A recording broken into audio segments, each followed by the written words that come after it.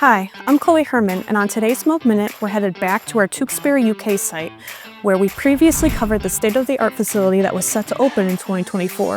A historic flood ended up changing that plan, and today we'll dive into the remarkable recovery efforts that kept Moog going.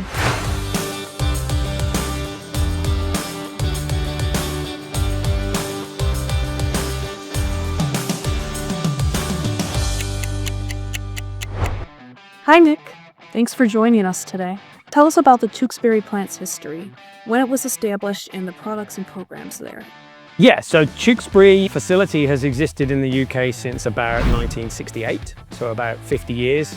And we've grown. We produce servo valves for the aircraft component sector, and gradually we'd expanded to the point where the building was no longer big enough for us to produce our products in.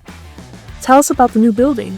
How long did it take to build, and the energy and excitement about moving in? So yeah, the decision was made around COVID to build the new building. So the build took about 3 years, but it took us an extra couple of years to get it finished and move into the building. And then we were heading towards the official opening. So the plan was that we were going to have official opening towards the end of September.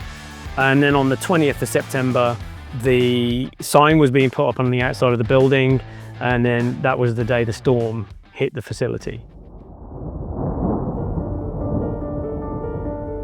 Tell us about the flood. When did it begin, and where did it impact the building? Yes, this was a pretty big storm. In the UK, we have bad weather. Everyone knows it rains in the UK, and we're kind of used to rain. But this was an epic storm. It rained around about 3 months worth of rain, localized in this area, in about 20 minutes. It flash flooded. It had hailstones the size of golf balls that filled up the gutters in the building and basically overwhelmed the design of the roof. And in this part of the building, it's kind of a flat roof. So what that causes the rain to pour down these walls. It soaked the roof. It was pouring out all the light fittings. We've now got to replace all of the roof in here.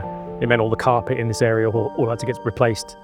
But worse than that, it rained on top of our brand new $5 million state-of-the-art clean room, which is a sealed room. It has, it's a class 7 medical grade clean room. It then poured water through everywhere in here. Every valve was covered in water, every bench was covered in water, every piece of equipment was covered in water. So we pumped about 25,000 litres of water out of the floor in here over the next couple of days. Tell us about how everyone came together in about 6 weeks to rebuild their product capabilities. We were facing months potentially of not producing a single product, and people are worrying about their careers and their lives. Everyone pulled together. It was an amazing period of time where we didn't need to tell people what to do. They just knew that the whole goal was, how do you regain capability? So this area here was an area when the flood happened and we had to pull everything out of the clean room. We literally had to pull everything and consume this area here with all the rigs and the test equipment and things that we pulled out of the areas that were damaged. You can see we're still living in the world where we have quite a lot of the equipment pulled out of the A&T area in this storage area here. So this is about to all start being moved back in again in the next couple of weeks. Where do things stand today? I think within the first 24 hours, we pumped 20,000 litres of water out of the clean room. We'd assessed 1,500 parts across the site.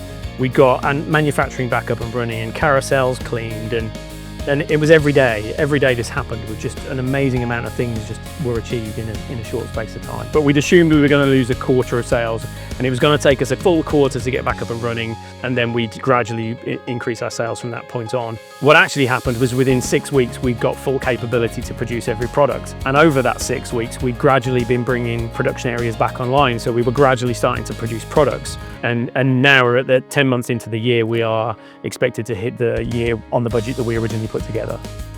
What would you like to say to everyone who helped in the efforts to restore the building? Not many people get to have this experience in their life.